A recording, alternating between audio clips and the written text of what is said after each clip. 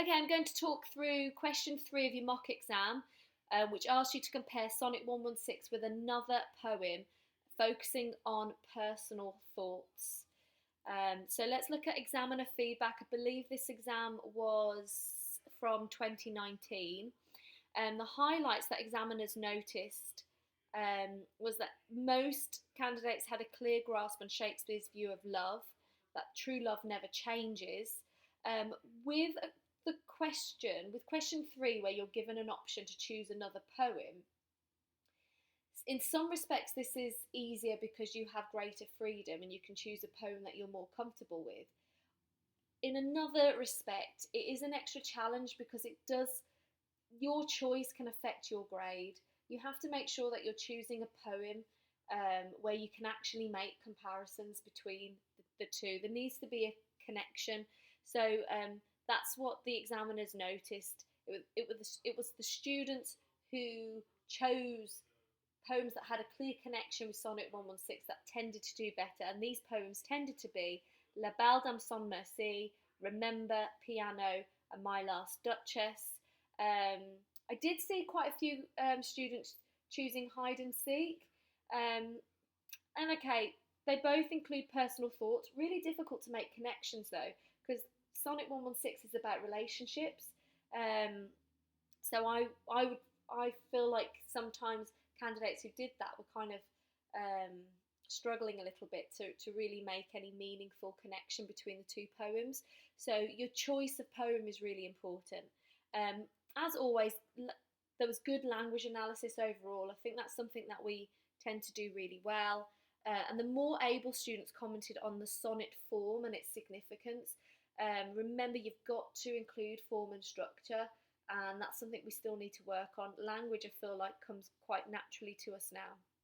Areas for development. There was some misunderstanding that concluded in Shakespeare not believing in marriage, so we're going to revisit that in just a moment. I think there was really, we misread and misinterpreted what that allusion is. Some candidates jumped to conclusions that were not evident in the poem. So if you've done some research on the poets, you can't just connect that to the poem without there being clear evidence from the poem. So for instance, some mentioned Rossetti was in an abusive relationship. That is not clear from the poem, remember. You would have to be able to support that with evidence, and that wasn't the case. Fewer candidates picked up on the idea of age and death in Sonnet 116. So many focus on the idea that true love never changes, but didn't really look towards the end of the sonnet where it focuses on a different aspect of love. And there was little understanding shown of the use of Volta in Sonnet 116, a great opportunity to talk about form. This one's difficult to give feedback on because you wouldn't have all chosen La Belle Dame sans Merci, but this just gives you an idea of a poem that you could have made connections with, and how you can make sure you have a range of analysis from language, form and structure. So for Sonnet 116, and there's definitely more things that you could say, this is just an example. So Shakespeare's belief in the constancy in love is clear from his declarative language at the beginning, especially with phrases such as "love alters not." He begins with an allusion to the words of a Christian marriage service. Impediments. He's showing his respect for marriage, so make sure you're not misinterpreting that. But basically saying there's no reason not to marry if it's true love. Repeated words reinforce his idea of durability of love. Alters, alterations, remover, remove, also known as a polyptoton. He suggests love survives difficult situations through the metaphor that looks on tempests and is never shaken. That was used by a few of you. Love is presented as a form of guidance through metaphor. This was used by most of you. Star to every wandering bark. This is where I feel like not many people refer to this aspect of love. Reference to longevity of love by contrasting to briefness of life, brief hours and weeks with edge of doom. So you needed to talk about, he's basically saying almost, love defies life. It goes beyond it. It doesn't age like we do. Sonnet is organised into 3 quatrains. So here you'd be showing form and structure, really, knowing that it's a sonnet and how the form is used, but also structure and how it's organised. So the 3 quatrains focus on different aspects of love: the constancy, the guidance, and the longevity of love.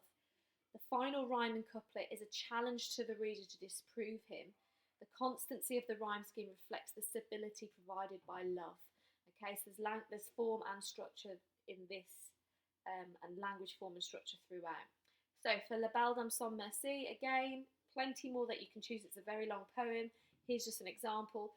The ambiguous language used by the speaker, the knight, suggests he has an unclear understanding of love or the relationship that he has with this fairy. She looked at me as she did love. The use of pathetic fallacy reflects the suffering of the knight, which is caused by love, so the sedge is withered by the lake. The circular imagery of the gifts that he presents to the fairy are seen really as a form of entrapment: the garland, the bracelet, and the zone. The change in pronoun from I to she depicts love as a power battle, and one that the fairy wins in the end. The repetition of cold hillside highlights the knight's feeling of isolation. The cyclical structure suggests love does not progress, it leaves you lost.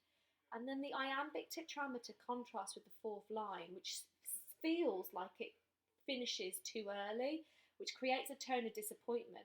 And that maybe highlights that love is dissatisfying or ends abruptly, or at least this love that the knight has experienced ended too abruptly. Okay, he's heartbroken. So here are some suggested points of comparison. You could definitely have had different ones. While Shakespeare argues love acts as a guide, Keats presents a love that acts more like a trap.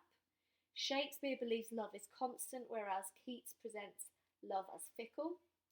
While Shakespeare has a great confidence in love, there is a sense of uncertainty and ambiguity in Keats' poem, and Shakespeare believes love provides comfort. Keats focuses on a love that causes suffering. What I want you to notice here, I've only written contrast. I haven't written any similarities. I don't want you to feel under pressure for a comparative essay that you have to have an equal amount of similarities and equal amount of differences. That's not how an essay works. They can all be similarities or they can all be contrasts. It just depends what's true for those 2 poems. So don't try and even it out, because what will happen is you'll start making similarities or contrasts that aren't really there, just to make things seem a bit more balanced, okay? From my opinion, these 2 poems see love very, very differently, and so it's easier to talk about the contrast than it is the similarities. So this is just my advice on how to structure a comparative paragraph. There are definitely other ways to do it. Just from my experience, I find this helps a student continually compare, but not get confused and lost in their comparison. And hopefully it doesn't force you to force a similarity or a difference if it's not there. So my argument is that you always start with a comparative statement. So it's really clear to the examiner what is the similarity or what is the difference that you're focusing on. So it says, while Shakespeare presents love in Sonnet 116 as a guide, Keats presents a love in La Belle Dame sans Merci that acts more like a trap. Okay, so there's a clear comparison there. Okay, Shakespeare thinks love is something that guides you in life, whereas actually Keats feels like it's more of a trap. So if anything, it misguides you. So a clear contrast. And then what will follow is the analysis of poem 1. So you only focus on poem 1 in this way of structuring it. Shakespeare metaphorically likens love to a star to every wandering bark, to highlight how it can provide you with direction in your life. Like a star helps a ship navigate through the seas, he suggests that love also can help one navigate their way through life. Furthermore, the constancy of the rhyme scheme in the sonnet mirrors the dependability of true love that one can rely on. So here, everything in this analysis supports the argument that love provides guidance, okay? It provides comfort, it provides security to one, okay? Then we move on to the analysis of poem 2. What's really important is to start the next sentence when you're introducing the next poem with a comparative phrase like in contrast, similarly, or something like that, because then you're showing you're continually comparing. In contrast, so the examiner knows that you think Keats has done something different in his poem. Keats depicts love as a form of entrapment through the gifts of a garland, a bracelet, and a flower zone that the knight provides the fairy. The circular imagery potentially reflects the knight's intentions of ensnaring the fairy as if she were a prized possession.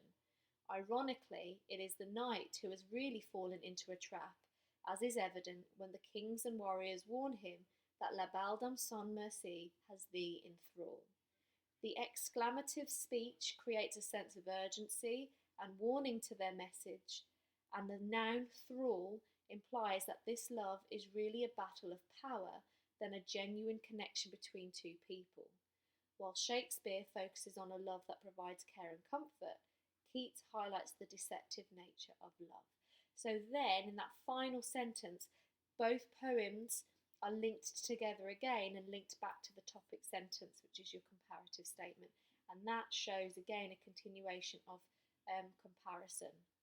Okay, and then if you just very quickly look through, I've talked about metaphor, I've mentioned rhyme scheme, I've looked at specific use of language and the use of imagery,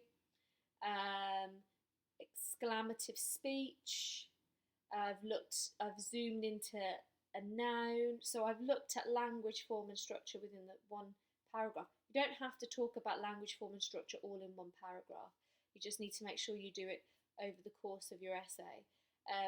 But that's how I think structuring your essay or your paragraph might be much more effective. Give it a go and see if it helps you.